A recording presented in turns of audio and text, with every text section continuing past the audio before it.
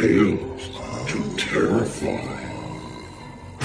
Welcome to Tales to Terrify, part of the District of Wonders network, featuring Starship Sofa, Crime City Central, and Protecting Project Pulp. Everyone has a story in the District of Wonders. Come and find yours.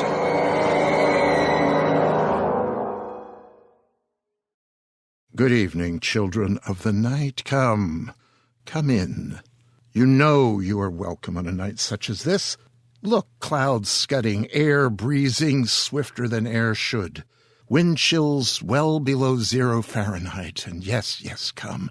We have coffee, tea, hot chocolate, warm cinnamon cider, and treats both sweet and savory. So, doff your wraps, find a chum, and snuggle. We've got tales to tell.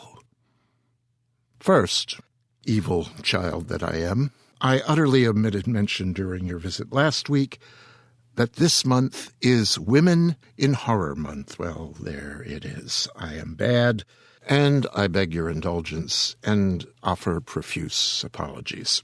Thus it is, this week, you will be treated to 2 stories by 2 women, Diane Awerbuck and Lillian Csernica. I believe you'll enjoy them.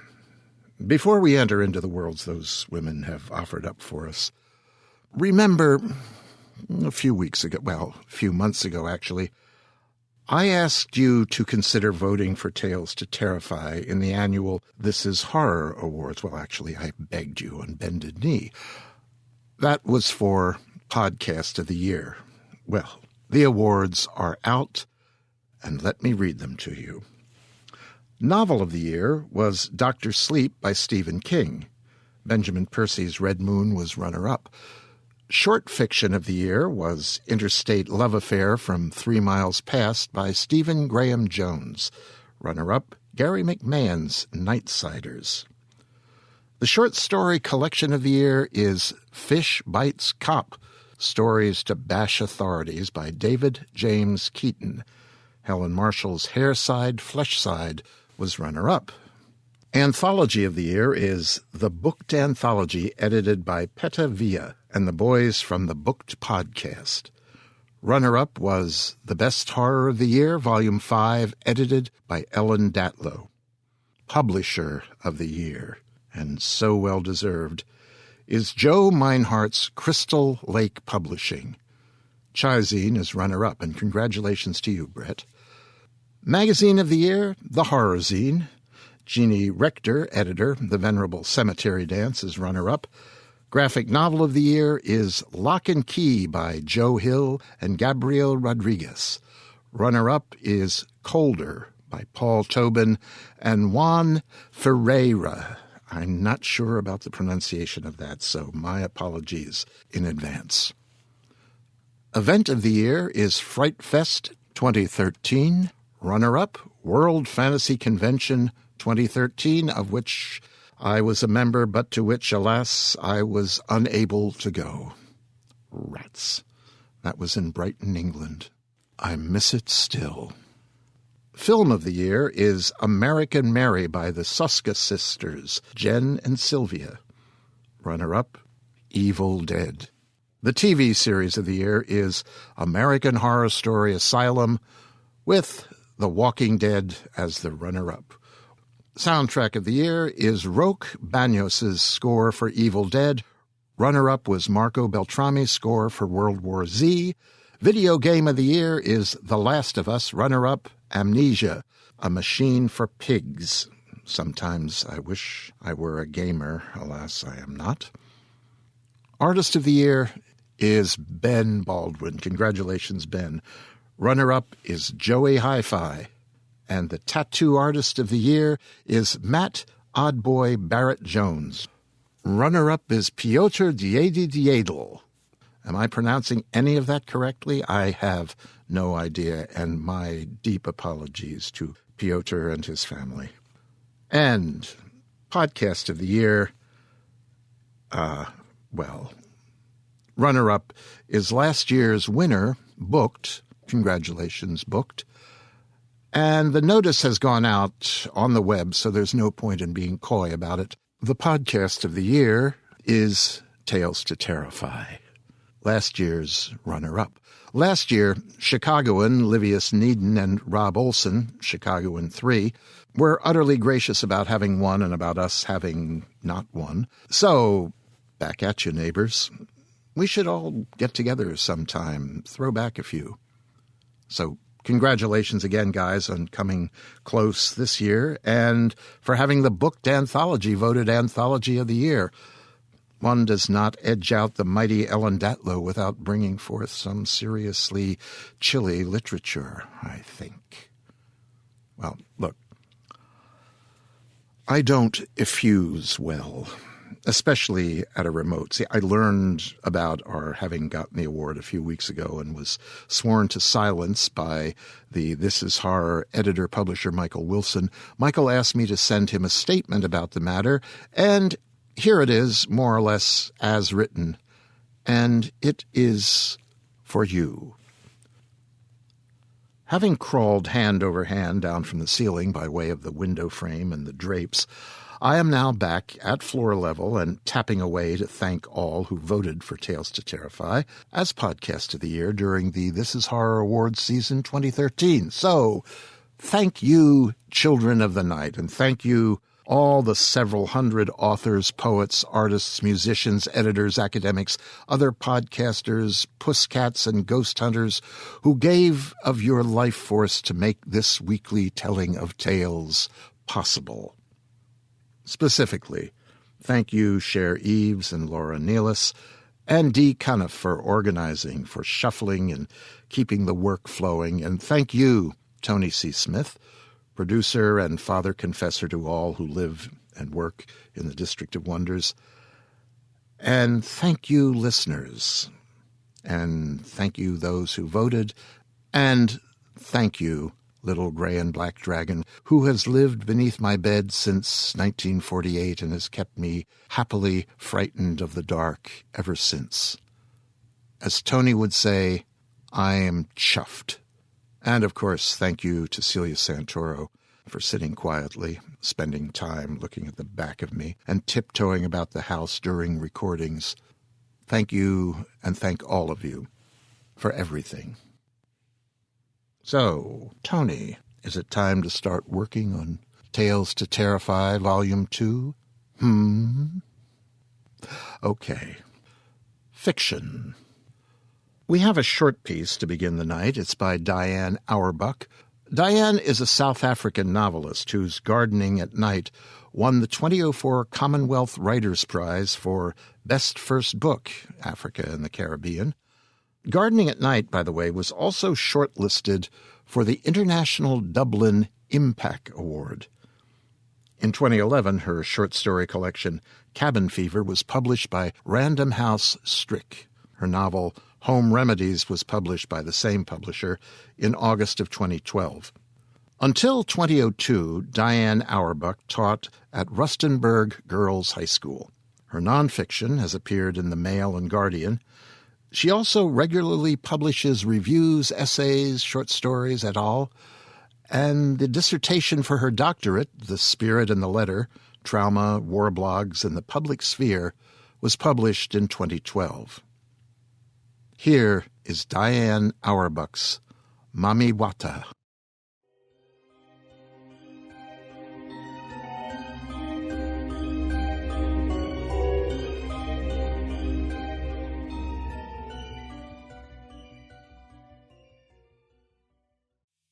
"Look," he said, while she was still panting behind him on the path. Their shoes had crushed the oils from the fynbos as they went, and the smell settled sharply in her skull so that she remembered being sick as a small child, with her mother propping her up like a doll and rubbing Vicks on her back with warm hands. Her head ached with the tension of holding the past and the present in place. He was touching the cliff face. Here! Trillions of quartz shards were embedded in the rock, shading from transparent to the deepest brown of the earth, all blinking out from behind his fingers.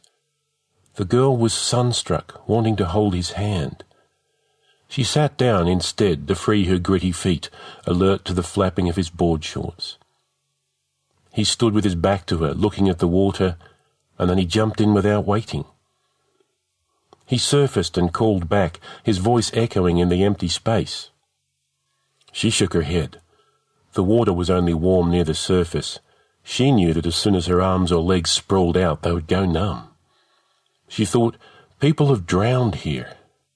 She could see it as if it had already happened, the shout that was equal joy and fear, the boy's board shorts billowing out, the flat impact, his body bobbing face down, the distressed air trapped in the material. How could he just jump in like that? On the floor of the dam there must be layers and layers of powdery quartz that no light ever reached. When the dam was made, that great heart had been uncovered, but it only sank down again slowly in hundreds and thousands, glittering and recast itself. The secret of the rocks was that they built themselves up again over the centuries. It was impossible to imagine men with machines excavating this place, making space where before there was matter, sinking pylons and pillars to feed the holidaymakers and retirees, multiplying like algae over the town below. We have no idea where our water comes from, she thought. There could be anything in it. We just turn on the taps and put our mouths to them. The water was very dark. The boy looked like he was swimming in coke. It swirled reddish around his shoulders while his limbs tapered whitely off into points. She watched him stroke out heavily to the other side of the dam, still splashing, taunting her. He hauled himself up and clambered over the old bones of the jetty that sagged into the water. The planks creaked and sighed under his weight. The river changed from red to brown in the dam, and then to green and blue as it ran towards the sea. One day it would take the jetty away with it. When the wind died in gusts at sunset, she thought of the wood rotting softly, leaning into the water. Every morning she woke up and wondered if it was gone.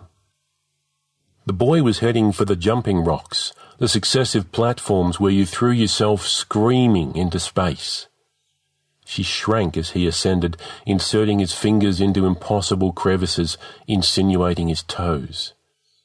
As he went, he doubled over his own tracks, starting again from the straining jetty and jumping from higher and higher rocks, keeping his arms tucked close to his ribs so that he entered the water cleanly.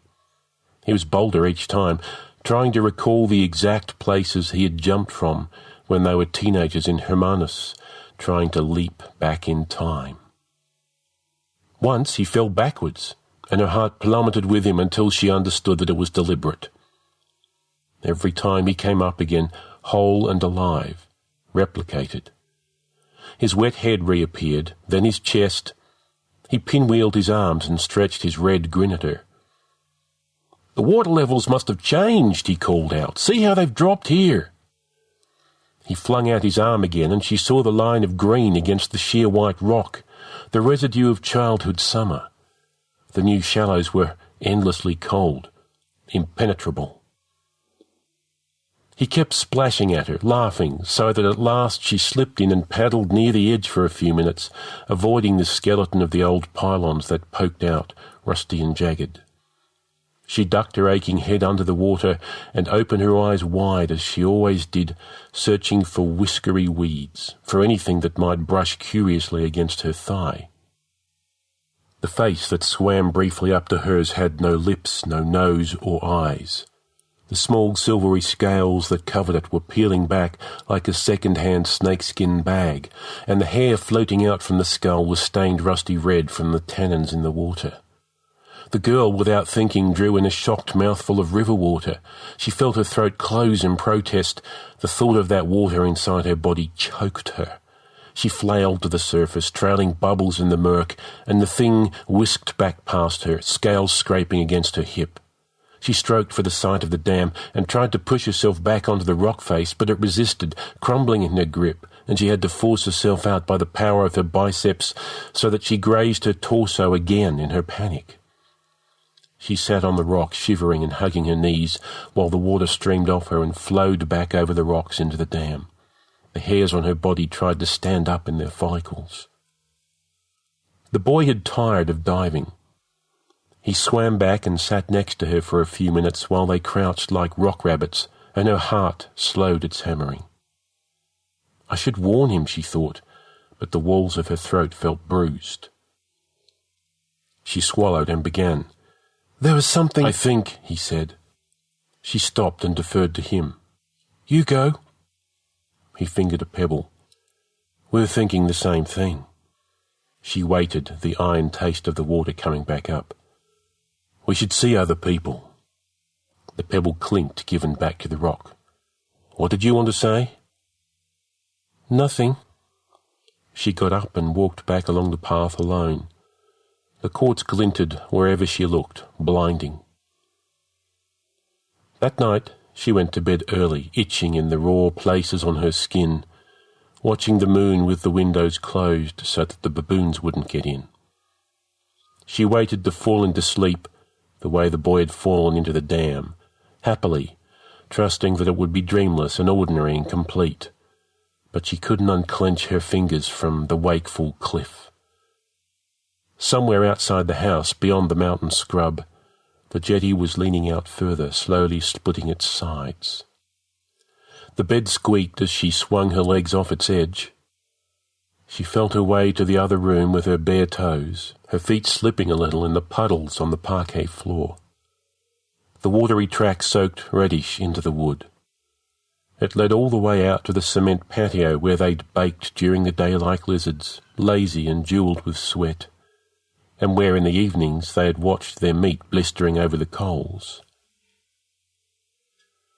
In the darkness where he usually made a humped outline, the boy's sleeping bag lay empty. She lifted it, ducking down into the sweet smell of his old sleep. She inhaled and held her breath, and she heard the faint, effortful dragging sounds outside. As the creature went, it slipped and sighed, its burden sometimes catching fast on the boohoo. The scales on its tail twinkled like quartz in the moonlight. The boy's eyes were blank. When it reached the jetty, the last planks disintegrated under its monstrous skittering weight, and the creature plopped back into its element, replete. The splinters floated away on the current.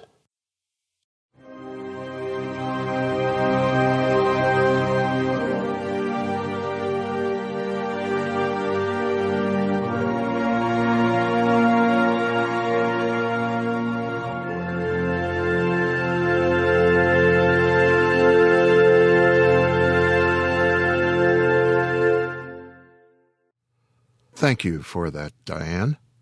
By the way, since we're talking awards tonight, the International IMPAC Award, for which Diane Awerbuck was shortlisted, is one of the richest literary prizes in the world, 100,000 euros. How may one get one? Well, the award is a joint initiative of the Dublin City Council and the productivity improvement company IMPAC, IMPAC. It's administered by the Dublin City Public Libraries. Nominations are submitted by public libraries worldwide. IMPAC has been described as the most eclectic and unpredictable of the literary world's annual gongs.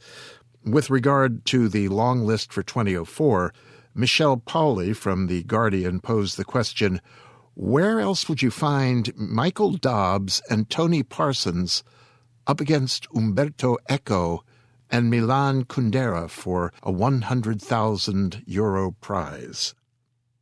Well, Mami Wata was narrated for us tonight by Graeme Dunlop. Graeme is a software solution architect and a voice actor living in Melbourne, Australia. He is the sound producer for the horror podcast Pseudopod. In addition, Graeme hosts the young adult podcast Cast of Wonders. You can find him on Google+, and he occasionally tweets as @Kibitzer on Twitter. Thank you, Graeme. I hope you'll come back for more. Our second story of the evening is by Ms. Lillian Csernica. Born in San Diego, Ms. Csernica is a genuine California native who currently resides in the Santa Cruz Mountains. With her dwell her husband, 2 sons, and 3 cats. In her biography, Lillian says she discovered the little golden books of fairy tales at age 5. And from there, she moved on to the works of Ray Bradbury, Harlan Ellison, Tanith Lee, and Terry Pratchett. Her first short story sale, Tonight's Tale, Fallen Idol, appeared in After Hours and was later reprinted in Dawes' Year's Best Horror Stories 20. Ms. Csernica has gone on to publish stories in Dawes' Year's Best Horror Stories 21, 100 Wicked Little Witch Stories, and Horrors, 365 Scary Stories. Her Christmas ghost story, The Family Spirit, appeared in Weird Tales number 322, and Maeve appeared in number 333. Miss Csernica has also published an historical romance novel, Ship of Dreams. Here, then, is Fallen Idol by Lillian Csernica.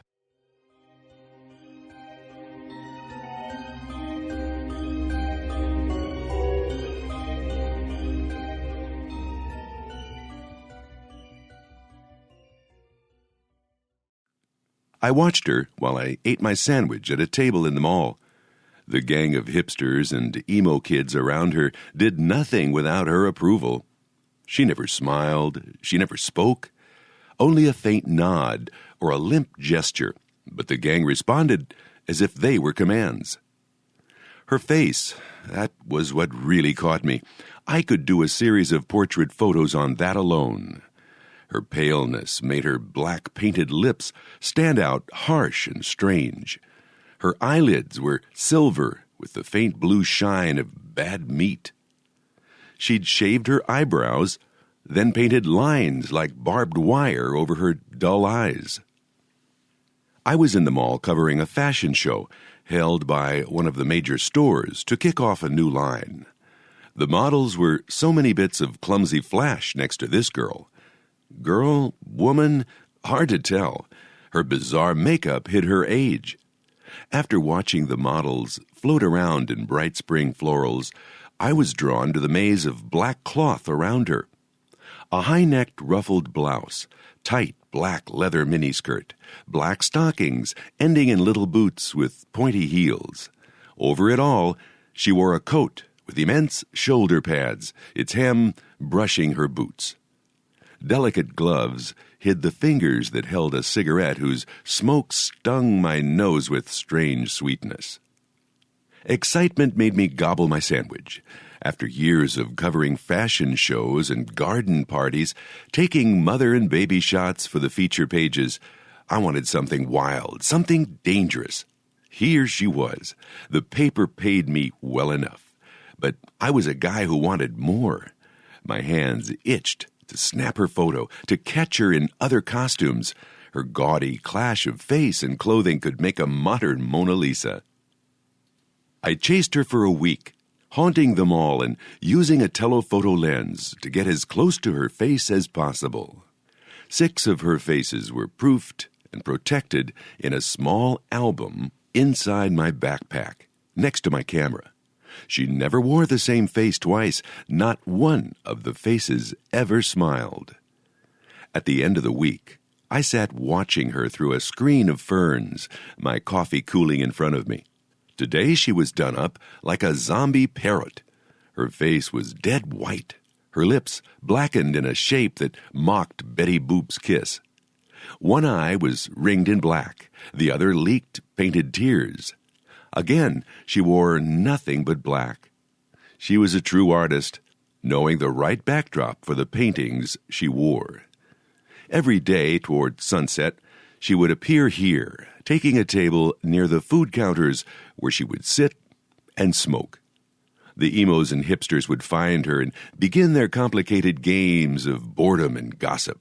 Their glances at her, and hidden whispers, a way of paying homage to her superior outrageousness and consummate ennui. Their obvious fascination took on the nature of worship. If she was grateful, it never showed. Another week yielded more faces, each unique. I stayed up late in my darkroom every night, examining the day's catch. Other assignments got shelved while I compared a black eye on a flesh-colored cheek to that eerie blue shimmer leaking tears onto smeared rouge. I couldn't wait to see her and the next day's ingenuity. I debated showing my many-faced lady the album. Would she be flattered? Angry? I wanted to light a spark in those empty eyes. I thought of her while I lay in bed, wondering where she was, what she was thinking. My eyes made shadows into her long hair, dyed that dull black so popular among her worshippers. Not once had I seen even an inch of her naked skin. She was always hidden by black cloth or heavy makeup. I had no idea what color her skin might really be. I wanted to watch her strip, see her shed the black, layer by layer, revealing her own skin while my camera caught every naked inch. Sleep would not come until I decided to force some reaction from her. If the old superstitions were true, I had a lot of power over her. 13 faces, 13 different souls. I intended to count them all. On Saturday, I waited outside the mall for her, just before closing time. The crowds dwindled and the parking lot emptied. Lights went out inside. Gates came down over the doors of the shops. She had to come out this door. It was closest to the food counters where she held court. Another 10 minutes passed. Security guards checked the door and locked it. I felt the rising sourness of disappointment. The way back to my car felt impossibly long. I was halfway to it when I heard the peculiar sound of spike heels on cement. The red spark of a cigarette caught my eye. There she was.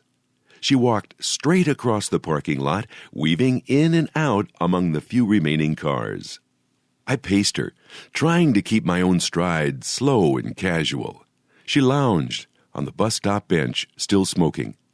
The night deepened around her. The evening breeze brought me that sweet smoke like her singular perfume. I went to the opposite end of the bench and sat down. She didn't look over, just stared straight ahead and smoked with that curious determination. "Hello," I said. No response. I unzipped my backpack and pulled out the album. She had to react to it. I flipped it open and held it out to her. "I have all your faces." Those cadaverous eyes swung around. She stared down at the open pages. 4 of her faces stared back. Her painted brows rose. The black pucker of her mouth fell open. At last, her eyes met mine. "They're good shots." I turned the page. "I took several. Have you ever considered modeling?" Another page, and 4 more. None the same. She reached out toward the album, her hand shaking. Then she snatched her hand back, leaped up, and ran. I stuffed the album in my backpack and charged after her, fumbling with the zipper. She ran toward the mall's loading bay. Few light poles lit the area. The gaping mouth of the only open bay doorway loomed ahead of us. The shadows reached out to her. I lost her for a moment in the blended darkness. Then the shower of sparks from her thrown cigarette told me where she was. I ran for the doorway as she vanished into it. The bay was a cavern filled with boxes and crates. The few yellowed bulbs burning high above cast a feeble light. "Hey!" I called. A chorus of echoes answered. "Don't be afraid. I'm a photographer. I just wanted to show—" Metal screeched off to my left. Something came flying at me of the gloom. I fell to my knees, hugging the backpack to protect my camera. Overhead, a thick chain whistled past. I scrambled over to a big box and crouched there in the dark behind it, trying to quiet my ragged breathing. Her heels clattered somewhere ahead of me. I followed the sound, moving farther into the maze of crates and boxes. I eased the zipper open on my backpack and pulled out the Swiss Army knife I kept inside. It was handy for tightening screws or opening film boxes, but right now its blade could serve a more defensive purpose. If she wanted to play rough, I was ready. I crept forward, listening for the sound of her heels. At a crossroads in the narrow aisles, she darted past, the tail of her long hair flashing by. I lunged forward, trying to keep her in sight. Echoes told me she ran down another aisle close by. I followed, turning the corner into an even darker and tighter aisle. Cardboard rasped. A weight hit my shoulders and flattened me. The heavy box pinned me. My legs were bent, oddly. Thank God the camera wasn't under me. Her little stiletto-heeled boots tiptoed around the corner. I twisted my head to follow them, but the box blocked my sight. "Hey, are you crazy? Get this off me!" Something jerked my left arm. The backpack straps were tangled around it, cutting off circulation. She tugged harder. I heard the zipper give an inch or so. She fought with it. Good thing it was partially wedged under the box with me. "Listen, I can get you reprints. Who are you? Talk to me." Her silence was scaring the hell out of me. The tugging and zipper noise stopped. Pain stabbed my knife hand. I twisted my head around to see the heel of her boot digging into the back of that hand. Her gloved fingers reached down for my knife. I clung to it, pulling my hand back as far as I could. She stamped down again and wrenched my fingers free. The knife vanished upward in her grip. Real fear chilled me. Maybe she was insane. More tugging on the backpack and the rasp of the knife on the straps. She was trying to cut it free. I kicked out, fighting to shove the box off me. It was too heavy. I couldn't drag the backpack any closer. My left arm was nearly numb. The straps slid down it a few inches. I strained to grab them with my right hand. She was not getting my camera. The loud clang and roll of the bay door closing filled her horrible silence. The wrenching of the backpack stopped. I heard the knife hit the cement floor. The clatter of her heels faded as she ran. I let out a long breath, sucked in another. My heart hammered, and sweat slicked my palms. Now I had to get out. With much grunting and scraping, I managed to roll over partway onto my back. That gave me enough room to shove the box upward inch by inch, working my knee up under it and wedging it between the walls of the aisle. I worked myself out, dragging my limp arm and the backpack after me. I snatched up my knife and staggered down the aisle to retrace my way to the door. Full night filled the bay with darkness. Even the dim ceiling lights had been turned off. A narrow rectangle of faint light showed me where the door was still open a little. I hurried toward it, wary of ambush. She'd need a cigarette after going so long without. I sniffed the air, watching for that red glow, but that oddly sweet smoke had vanished with her. Out in the parking lot, I leaned against my car and tried to calm down. Sense told me to find another project. Sense told me to stick with the bread and butter work at the paper. Another part of me whispered this was my chance. She was wild. She was dangerous. I pulled out the album and flipped through it, marveling again at all her different faces. She was gifted to think up so many and execute them with such precise skill. And the flair she had to parade her art in such a bourgeois setting. It was too late to listen to Sense. With every face I looked on, my fascination with her grew. The first answer would have to be where that bus took her. I'd start there. On Sunday, the mall closed early. I waited in the parking lot, watching from inside my car. I had my knife in one pocket and in my backpack a flashlight big enough to double as a club. The gas tank was full. The sun went down. Parking lot lights flickered and lit themselves, pale halos, shining against the gathering dark. Shoppers poured out of the mall. Again, she was the last one out the door. She reached the bench and smoked a steady stream of cigarettes until a bus pulled up. She stepped inside the steel body, and it rumbled off. I was out the driveway and behind it before the bus got too far away. It wound its ponderous way through the city. Stores and residences began to thin. The occasional neon of a bar sign lit otherwise blank rows of buildings. City noise faded, leaving me with the audible screech and hiss of the bus brakes. On the dingy outskirts of the industrial zone, the bus pulled up beside the sign marking the isolated stop. The last passenger aboard.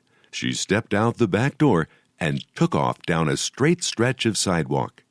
An empty parking lot was just ahead. I parked, watching the bus make a U-turn.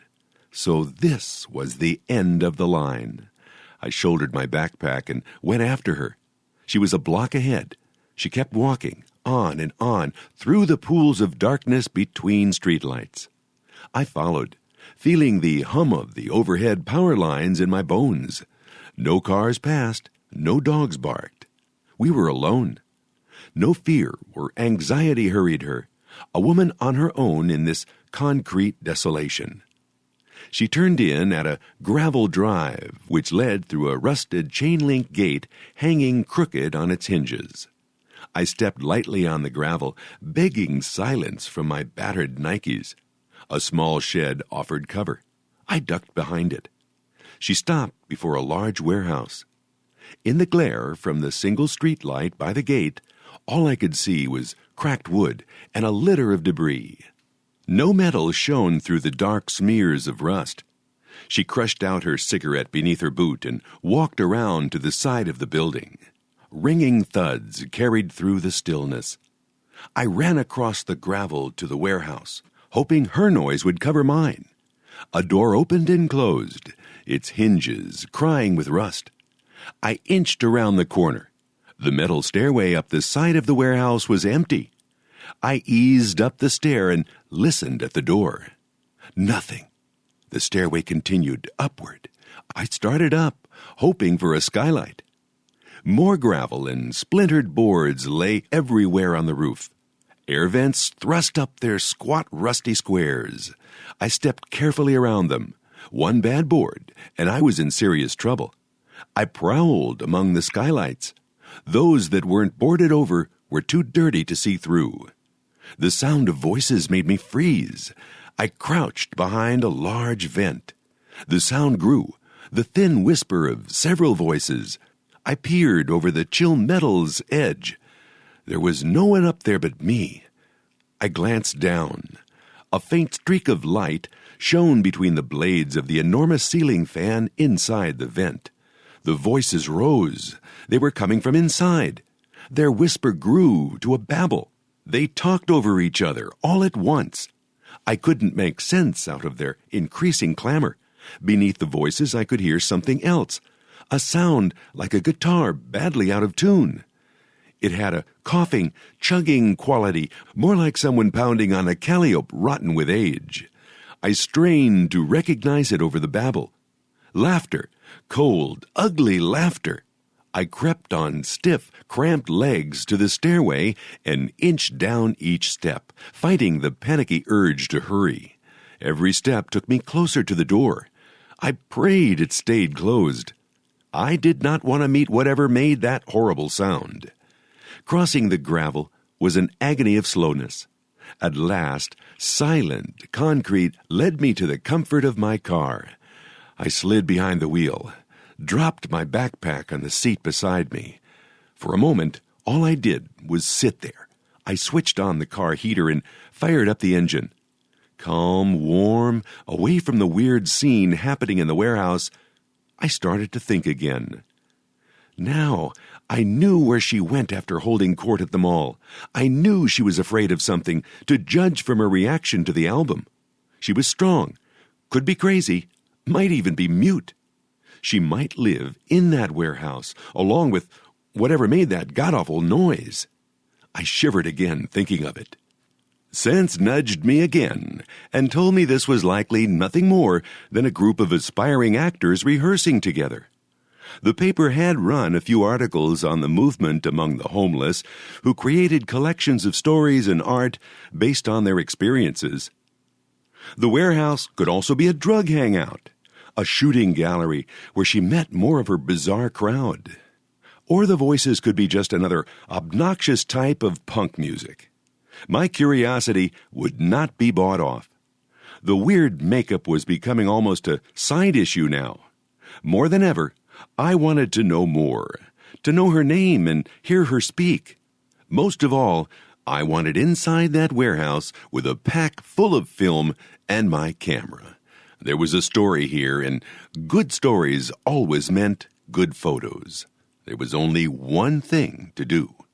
The next night I waited until 8 p.m. to be sure no after-hours business might keep anyone in the neighborhood. The mall would close at 9. The bus would drop her off around 10. I had until 10:30 at most. This could be the only chance I'd get. If she heard me last night, she might panic and run for another hideout. I parked my car in the same lot. The only lit windows were 3 blocks back. The door off the stairway was jammed shut.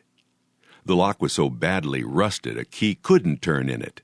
I twitched at every shadow, scanning the land for some clue about what to do next.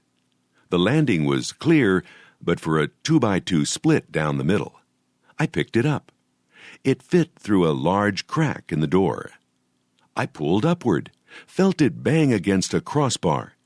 A hard jerk upward made the crossbar hit the floor inside. The door opened. The dust was as thick as shag carpeting.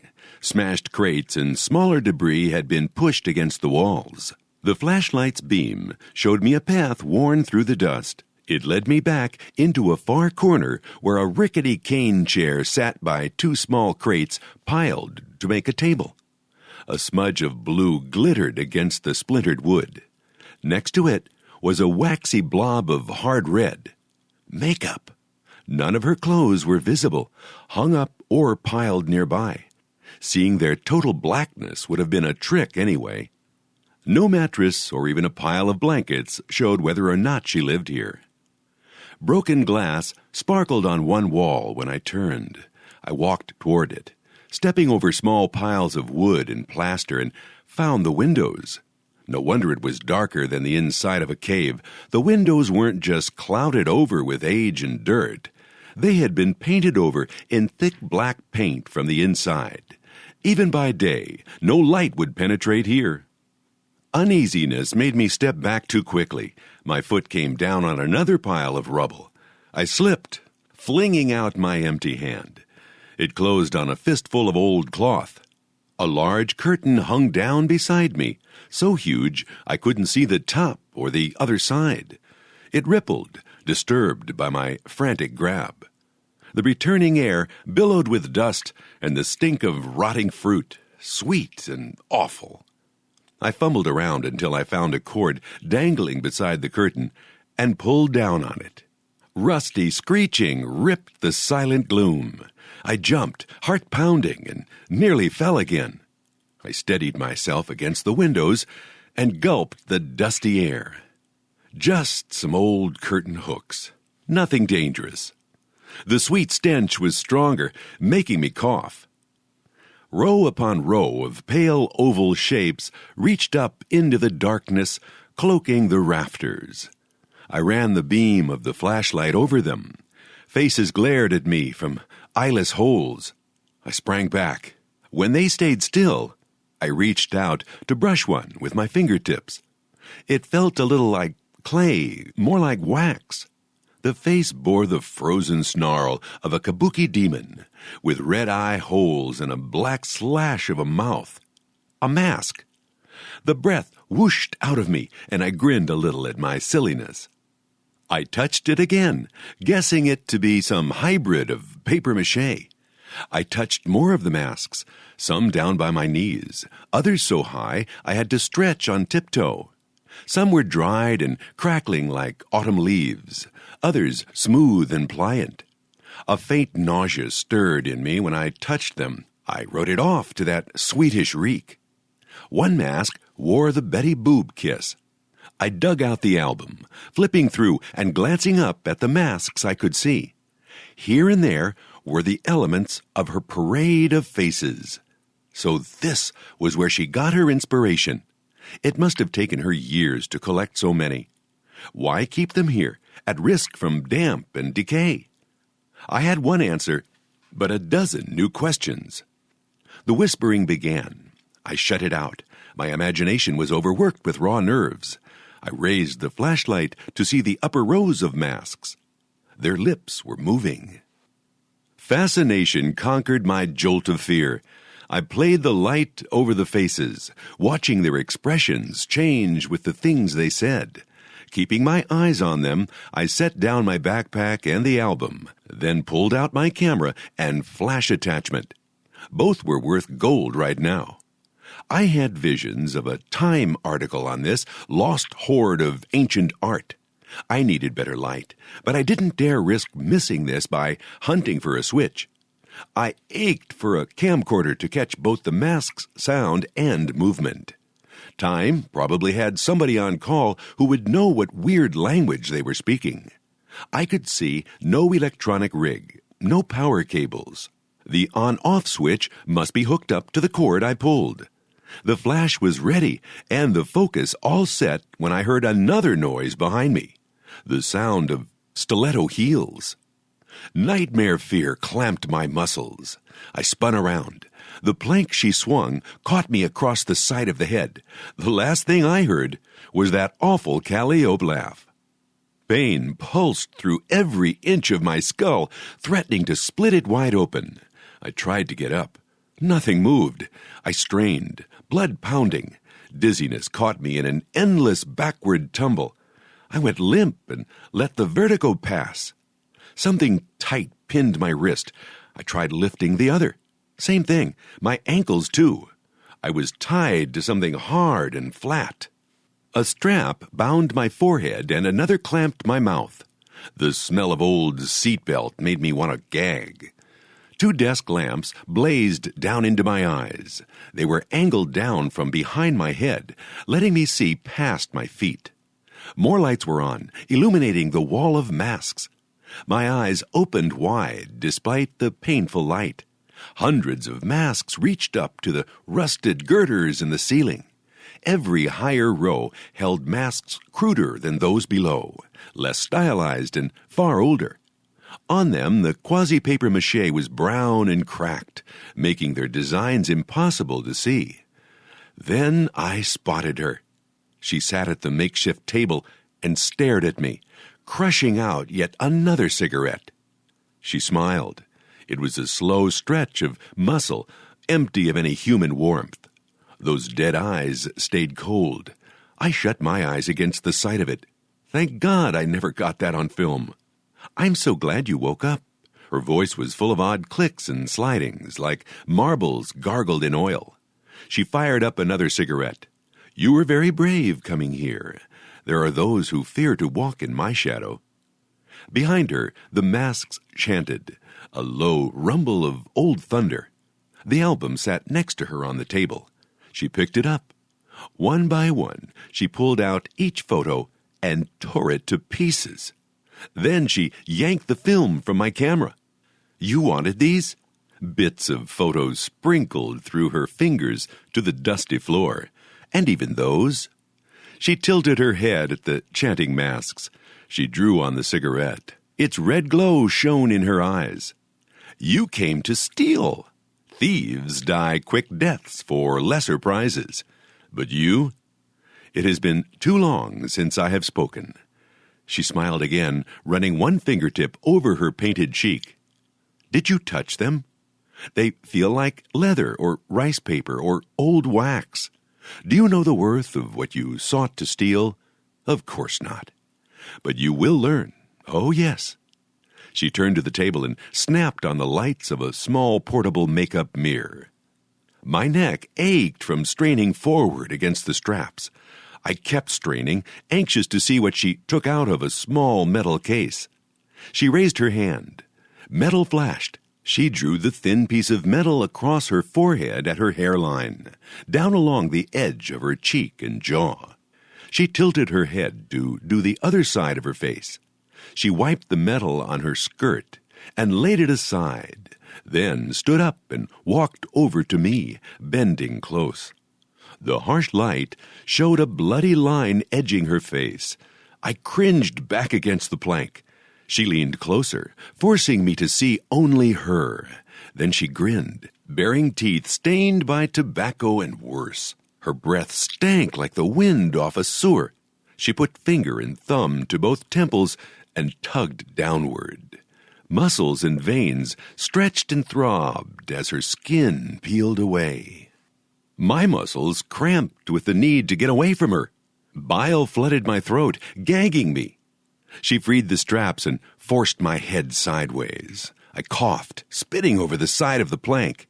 "Keep breathing. We can't have you dying now." "Look," I gasped, "you've had your fun. I'm sorry if I trespassed. Just let me out of here. You can keep your secrets. Just let me go." "You lie, little thief. You see your fortune made by using me, telling your world all about me. Do you think you are the first?" She dangled the flayed skin in front of my face. I jerked my head aside, more bile gushing into my mouth. "I think I will allow you the answers you seek. You know art. You recognize the skills I possess, even in these poor times." She went back to the table and bent to lift something out from under it. It was a thin plastic mask, a mockery of a human face, the kind on sale for a few dollars at Halloween. She arranged the flayed skin over it, then lifted a spray can from under the table. She shook it, then sprayed the skin. She turned the bloody ruin of her face and grinned at me. I flinched, eyes slamming shut. "Fixative," she said. "When I first began, there were no such marvels. My works would just rot away. Such a waste." Her works! My mind clawed its way back from the horrid implication. Row upon row of them. Not the source of her inspiration, but the evidence of it. She carried the rigid skin to the wall, hanging it among the lower masks. The higher ones decayed in that rotting smell. I shoved away the frightening answers. This was no kinky goth. She was insane. "I see you begin to understand. They are all mine, all parts of me, my only solace. What about the kids at the mall? Maybe I could talk my way out of this." The paper had run an article on a woman who escaped rape and probable death by getting her attacker to talk out his violence. My little friends? Poor substitutes for past glories. She picked up her chair and sat next to me, close to the lights. I had to watch her, had to be alert for her next move, but I shrank from every glimpse of those dead eyes bulging out of the raw meat on her skull. Why wasn't she bleeding? Once there were temples in my honor, priestesses to offer sacrifice, priests only too glad to maim themselves in my honor, an army of assassins making daily offerings, bringing me new worshippers. She sighed, exhaling the stench of old blood. The altars were never dry, the fires, the chanting, the screams. I miss it. This is what I'm reduced to, imitating the games of children with no real bloodlust. I wanted to go to England, to rip the pulsing heart from their smug queen, to take vengeance for my servants slaughtered to the gods of their morality. Yet here I sit, chatting with a frightened thief. I cannot even raise a proper pyre in this modern barn. The whole place would go up. I cannot risk my faces. They are my only believers now. She sighed again. I held my breath, turned away. Look at me. I fought until I thought my neck muscles would snap. Yet my eyes opened and my head turned. Instead of raw flesh, I stared at scabbing which grew as I watched. A little longer and you will see a fresh canvas for my paints. Do you know me yet? Have you guessed that I cannot do these things and be human? She threw her head back and laughed. The sweat froze on my body. Of course, that hideous laughter was hers.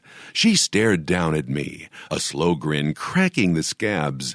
She ran her fingertips across my forehead and down my cheek. Why, little thief, you have given me an idea. She hurried over to the table. The metal flashed in her hand again.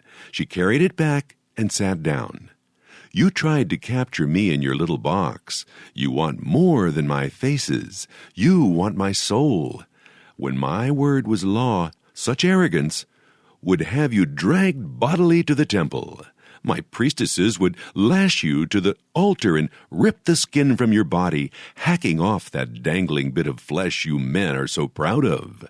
Then your chest would be split open and your beating heart flung on the fires to appease me. The faces roared their chant, filling the warehouse with the echoes of their fury. She smiled on them, then raised a hand.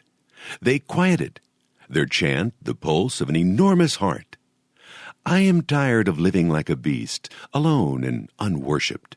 You chose to invade what little peace I had. I could simply kill you, little thief.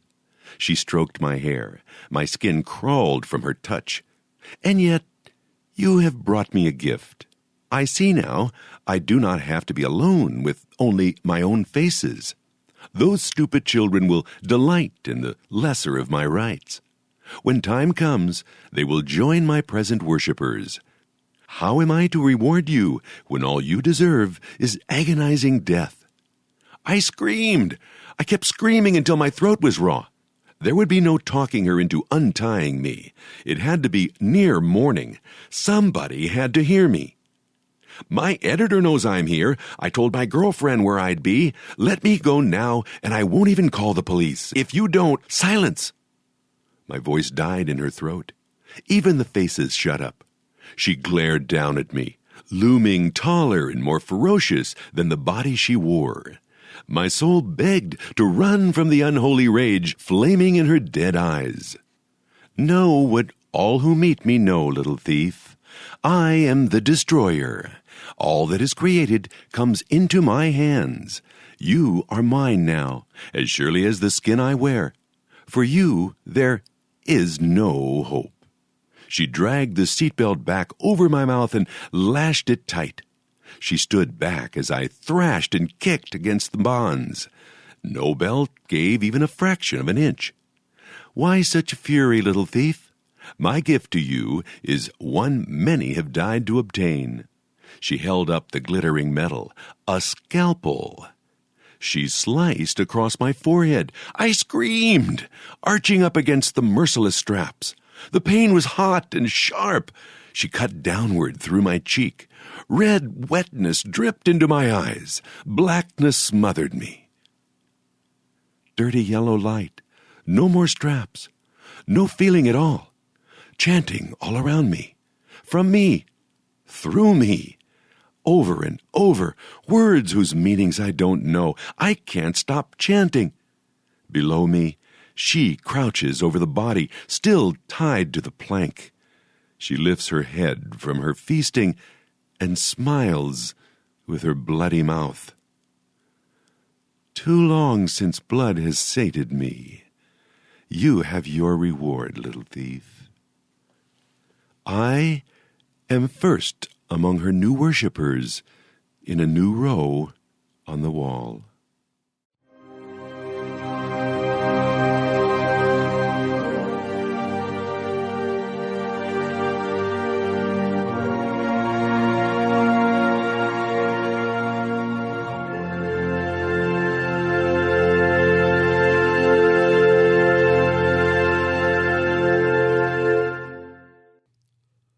Thank you for that, Lillian.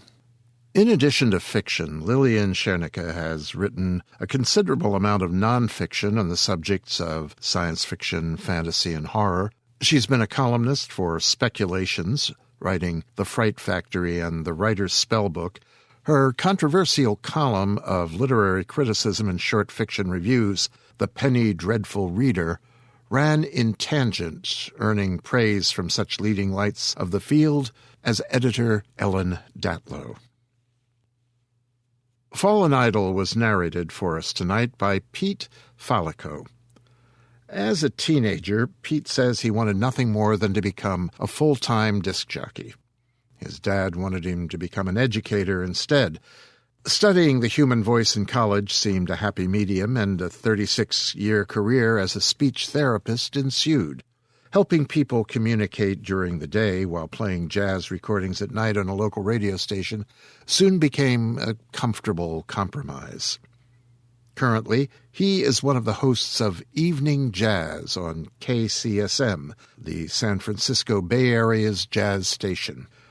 Along with his radio broadcasts and home studio podcasts, Pete has been involved in the voiceover business since 1985. He's been the voice of many Silicon Valley software companies, as well as the narrator for numerous documentaries. Pete is the founder and executive director of a nonprofit organization called the Jazz Organ Fellowship, and that's at www.jazzorganfellowship.org. And he is the owner of his own record label, Doodlin' Records, www.doodlinrecords.com, and all that will be on the Tales to Terrify homepage. Well, a happy night tonight. 2 great stories, some excellent news, and I hope the treats, the warming beverages, and the chummy snuggles were up to snuff as well. Now, I would have you be upstanding, follow Mahler to the sink to stack your bowls and cups, and then to the wicker sofa to gather your gear. Layer yourself up, that's the trick. Especially when that first night blast reaches for you and sucks the breath from your lungs. You know, we should arrange for transport, I suppose. But, alas, that is not in the budget, so tonight you walk. The wind off the lake might steal your breath tonight, but such goth folk as you might see abroad out there in the dark and the wind will doubtless be as cold and uncomfortable as you are, and, of course, will be of the same flesh. Doubtless. But, of course, one can never really tell, can one? So best keep to yourselves. Keep your heads down until you are home, until you are warm and in your bed, and drifting off to where there are pleasant dreams.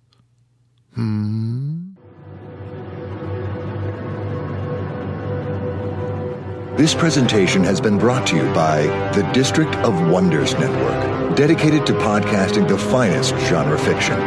You can learn more about the District of Wonders and their many literary productions at their website, www.districtofwonders.com. Thank you for listening.